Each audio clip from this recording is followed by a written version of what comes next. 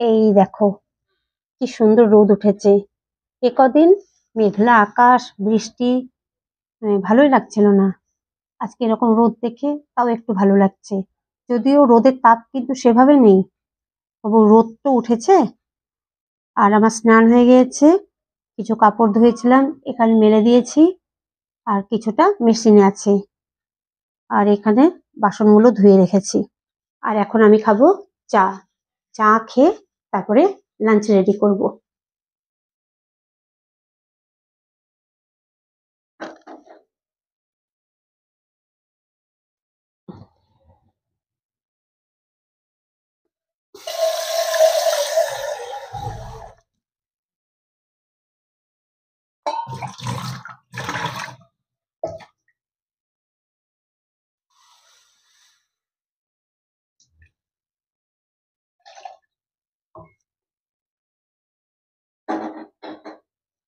তো বলো, কেমন আছো তোমরা?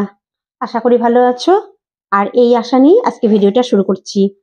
গুয়াহাটি থেকে আমি মেহেক তোমাদের প্রত্যেককে আমার চ্যানেলে স্বাগত জানাই। আর আজকে ভিডিওটা একটু দেরি করেই শুরু করেছি। সকালে ঘুম থেকে উঠে আমি সব থেকে আগে স্নান করেছি, সমস্ত কাজ কমপ্লিট করে স্নান করে নিয়েছি। আমি সকালে জলখাবার আজকে নিচে খেয়েছি, আলু পরোটা আর চা। তো স্নান করে উঠে এখন মনে হচ্ছে যে একটু চা খাই। স্নান করে জলখাবার খেয়েছি, আসলে ঠান্ডা ঠান্ডা লাগছে, তো ভাবলাম একটু চা খাই, তারপরে দুপুরে রান্না করব। আর আমার বর নেই, ও কাজে গিয়েছে, সেই জন্যে রান্নার অত টেনশন নেই। আগে চাটা খেয়ে নিই, তারপরে আরাম করে রান্না করব। তো চলো, ভিডিওটা শুরু করেছি, তোমরা দেখো, আশা করি তোমাদের ভালো লাগবে। তো চা খেয়ে চলে এসেছি লাঞ্চ রেডি করতে। এখানে আমি আলুদমটা গরম করে নিচ্ছি। এটা আমি কালকে রাত্রেই বানিয়েছিলাম। আর একটা কথা কি জানো, এই আলুদমটা যে এতটা ঝাল হবে আমি বুঝতেই পারিনি।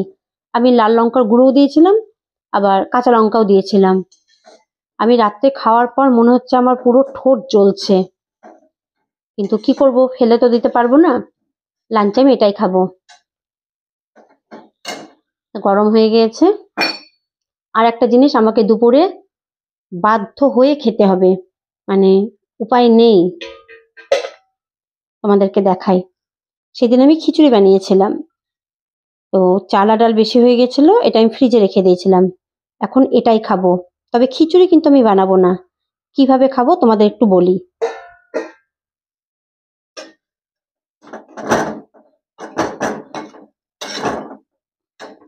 আর একবার তোমাদেরকে বলি যে এটা আমি খিচুড়ি না করে কি করে খাবো। আমি বাংলাদেশের অনেক কটা ব্লগ দেখি, তো একটা ব্লগে মোটামুটি মাঝে মাঝে দেখি ওরা খুদের ভাত বা বোয়া ভাত বানায়। ওতে চাল, পেঁয়াজ কুচি, লঙ্কা কুচি, ধনেপাতা কুচি দেয়, আর তেলও মনে হয় দেয়, দিয়ে ওটাকে ভাত বানায়, বানিয়ে খায়।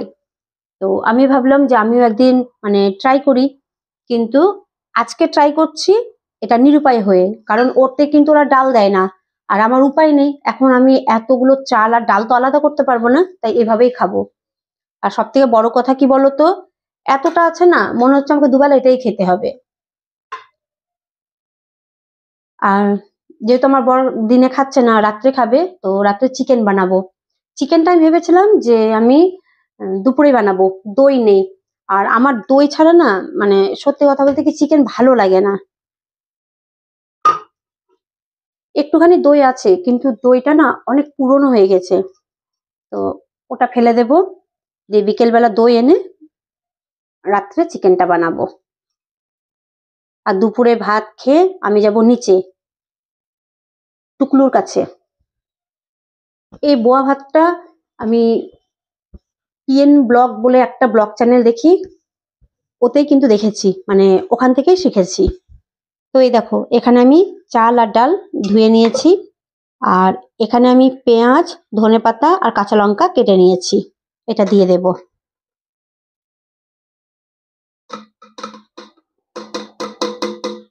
ধনেপাতাটা একটু বেশি দিয়েছি যাতে খেতে অন্তত ভালো লাগে।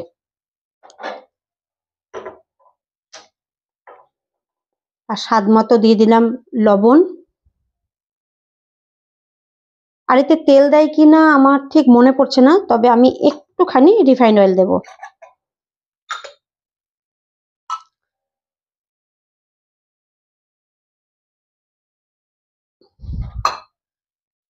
এবারে একটু মিলিয়ে নেব, দিয়ে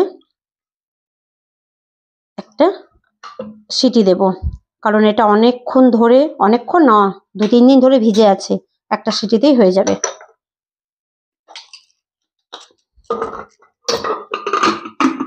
এগুলো হচ্ছে ঘরের হাউস ওয়াইফদের মানে ডিউটি, কোনো কিছু যাতে নষ্ট করতে না হয় বা ফেলতে না হয়, তার জন্য কিছু না কিছু একটা মানে বুদ্ধি বের করতে হয়। যেহেতু খিচুড়ি খাবো না, তো এটাই খাই। এরকম মনে হয় প্রত্যেকটা হাউস ওয়াইফই করে।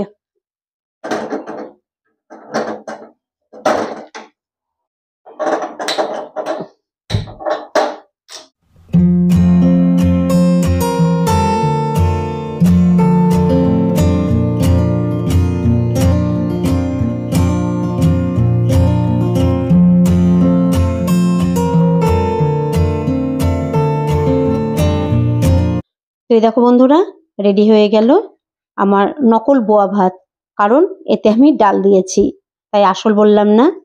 আর পিএন ব্লগের ভিডিওতে দেখেছি এরকম বোয়া ভাত বানালে তার সাথে অনেক রকমের ভর্তা খায়।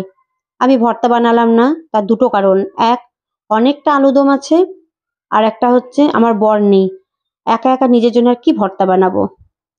তো এটা এখন আমি লাঞ্চে খাবো। আর এই দেখো, এটা আমাকে রাত্রে খেতে হবে, কারণ আমার বর এটা খাবে না। এটা খিচুড়ি বানালে ও খেয়ে নিত, কিন্তু এটা ও খাবে না, আমি খুব ভালো করে জানি।